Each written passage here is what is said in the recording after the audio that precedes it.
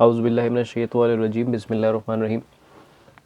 अच्छा सर, आज हम लोग स्टेटमेंट ऑफ फाइनेंशियल पोजीशन का बेसिक स्ट्रक्चर देखेंगे। ये फॉर्मेट में चाहता तो पहले रिकॉर्ड करके फिर उसके बाद आपको मैं समझा सकता था, लेकिन मैंने सोचा कि आप लोगों को मैं साथ साथ जिस तरह हम फॉर्मेट लिख रहे होते हैं, बना रहे होते हैं प्रेजेंटेशन को, तो वो उसका जो एक फॉर्मेट होता है वो आप साथ साथ सीखें।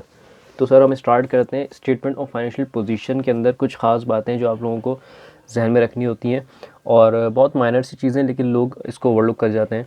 सबसे पहले तो ये सर कि फॉर्मेट में हम कंपनी का नाम सबसे टॉप पे होता है। प्रोफेशनली हम लोग कंपनी का नाम सबसे टॉप पे रखते हैं, और ये प्रेफर किया जाता है कि इनको कैपिटल लेटर में लिखा जाए, ठीक है। और कंपनी लिमिटेड तो हम एज़ यूजुअल लिखते हैं, राइट। उसके बाद कौन सी स्टेटमेंट है हमारी sir? Statement of financial position है। स्टेटमेंट ऑफ फाइनेंशियल पोजीशन के बाद हम बताते हैं कि वो किस ईयर से या किस डेट ऑफ रिपोर्टिंग पे हम लोग जो है उसको बना रहे हैं। तो हमारी जो पोजीशन है, एज़ मैंने कहा कि पाकिस्तान में मेजॉरिटी ऑफ द कंपनीज़ का जो ईयर एंड होता है वो 30 जून होता है। ये कुछ और भी हो सकता है, 31 दिसंबर भी हो सकता है, एंड सो ऑन। तो तीन चीज़ें हेडिंग में हम लिखते हैं। पहला, कंपनी का नाम आ गया। सेकेंडली, हमारे पास स्टेटमेंट आएगी कि कौन सी स्टेटमेंट हम लोग बना रहे हैं। और थर्ड, उसका डेट या उसका पीरियड, राइट। अच्छा, अब हम सबसे पहले लिखते हैं। हमारी स्टेटमेंट ऑफ फाइनेंशियल पोजीशन के अंदर तीन चीज़ें आती हैं। पहली आती है एसेट्स, दूसरा आता है लायबिलिटीज़, और तीसरा इक्विटी। तो एसेट साइड के अंदर हमारे पास दो बाइफरकेशंस होती हैं। पहली होती है सर हमारी नॉन करंट एसेट्स, ठीक है। आप लोगों को इस तरह से हेडिंग देना लाजमी है, ये मैंडेटरी है, ठीक है, फॉर फेयर प्रेजेंटेशन। एसेट्स के अंदर हमारे पास सर दो बाइफरकेशन है। पहली है नॉन करंट एसेट, दूसरी है current asset. Non current asset वो एसेट्स होते हैं जिनकी इकोनॉमिक लाइफ, इकोनॉमिक बेनिफिट्स 1 साल से ज़्यादा, 12 मंथ से ज़्यादा हम अवेल करते हैं, तो वो हमारे होते हैं नॉन करंट एसेट्स, ठीक है सर। और दूसरे होते हैं हमारे नॉन करंट एसेट। तो हम स्टार्ट करते हैं। सबसे पहले नॉन करंट एसेट में सबसे पहले हमारे पास आता है प्रॉपर्टी, प्लांट एंड इक्विपमेंट, ठीक है। इसी के साथ साथ ये भी देखते जाएं कि मैंने दो लाइन ड्रॉ की हैं, मेरे पास दो कॉलम्स हैं अमाउंट को लिखने के लिए। इसकी जो वजह है सर, ये जो फर्स्ट लेफ्ट हैंड पे मेरे पास जो कॉलम है, इसमें मैं सबका लिखूंगा टोटल, सब टोटल जो इंडिविजुअल अमाउंट्स आ रहे होंगे मैं यहाँ लिख रहा हूँ। उसके बाद जो एक particular class non current assets का फॉर एग्जांपल जब होगा, तो मैं सम करने के बाद उसको लिखूंगा राइट साइड वाले कॉलम में। तो प्रॉपर्टी, प्लांट, इक्विपमेंट का कोई अमाउंट होगा वो हम यहाँ लिखेंगे। उसके बाद हमारे पास नेक्स्ट आता है सर इन्वेस्टमेंट्स, वो हमने यहाँ लिख दी। उसके बाद हमारे पास आता है सर इंटेंजिबल्स, राइट। अब सर जो इन तीनों का जो टोटल होगा, जो मेरा टोटल नॉन करंट एसेट का अमाउंट होगा, वो मैं लिखूँगा यहाँ पे, okay. Now we have second bifurcation of asset, and what it is? Current assets, current assets।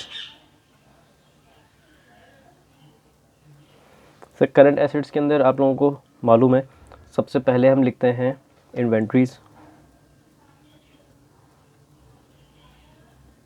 उसका भी अमाउंट मैं लेफ्ट कॉलम में लिखूंगा। Then we have got trade receivables,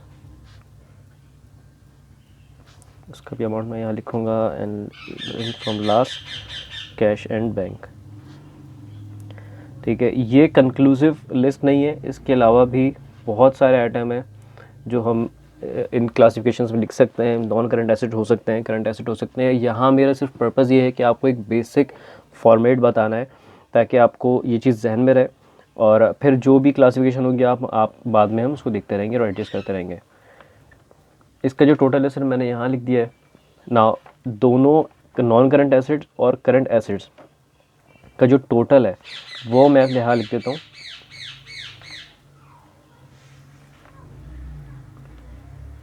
and this is known as total assets. Non current assets और current asset का जो total है वो मेरा टोटल एसेट हो जाएगा डिफ़ॉल्ट।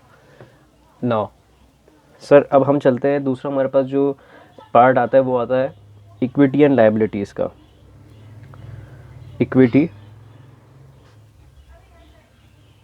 एंड लायबिलिटीज़ का।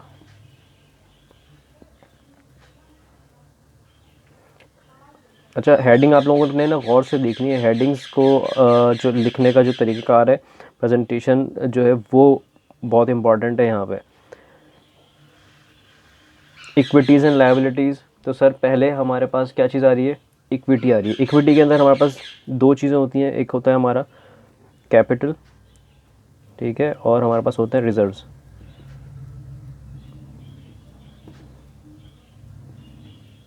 कैपिटल और रिजर्व्स। कैपिटल के अंदर सबसे पहली चीज़ मेरे पास होती है sir share capital.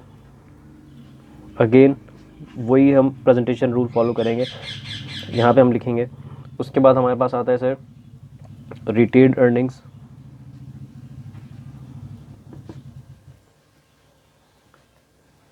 Retained earnings आ गई सर हमारी। और थर्ड पे हमारे पास आता है other components of equity, right, ठीक है। अदर कंपोनेंट्स ऑफ इक्विटी के अंदर हमारे पास रिजर्व्स हो सकते हैं, ठीक है, जिसमें जनरल रिजर्व्स हो सकते हैं, स्पेसिफिक रिजर्व्स हो सकते हैं।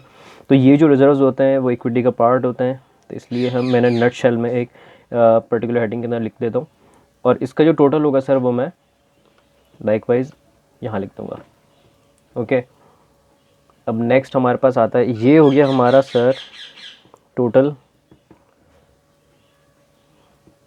इक्विटी हो गई मेरी। मूविंग ऑन सर, हमारे पास अब आता है non current liabilities. Format sir वही फॉलो होगा कि हम पहले नॉन करंट एसेट्स लिखते हैं, इसी तरह से हमारे पास पहले नॉन करंट लायबिलिटीज़ लिखेंगे हम, और उसके बाद हम लिखेंगे करंट लायबिलिटीज़। तो नॉन करंट लायबिलिटीज़ के अंदर फॉर एग्जाम्पल हम ले लेते हैं सर लॉन्ग टर्म बोरोइंग ले लेते हैं, ठीक है। इसी तरह से प्रेजेंटेशन रूल वही फॉलो होगा। देन हम ले लेते हैं डेफर्ड टैक्स। देखिए बहुत इंटरेस्टिंग टॉपिक है डेफर्ड टैक्स हम यहाँ ले लेते हैं। ओके सर, इसका जो टोटल होगा वो हम यहाँ लिख देंगे। Then we have got current liabilities. Current liabilities वो लायबिलिटीज़ होती हैं जिनका इकोनॉमिक बेनिफिट हम लोगों का आउटफ्लो होता है with in period of 12 months. 12 महीनों के अंदर जो हमें पैसे लोगों का कर्ज उतारना है, उधार देना है, वो फॉल करता है करंट लायबिलिटीज़ में। और अगर 12 महीने से ज़्यादा का जो कर्ज उतारना है या उधार देना है वो हमारा फॉल करता है सर कहाँ पे? नॉन करंट लायबिलिटीज़ के अंदर।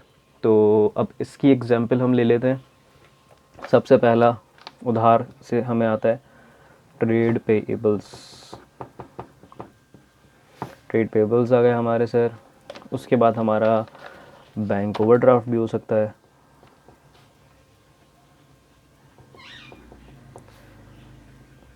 Right sir. उसके बाद हमारे पास आ सकता है शॉर्ट टर्म बोरोइंग, इसमें डिफरेंट एस्पेक्ट्स हो सकते हैं,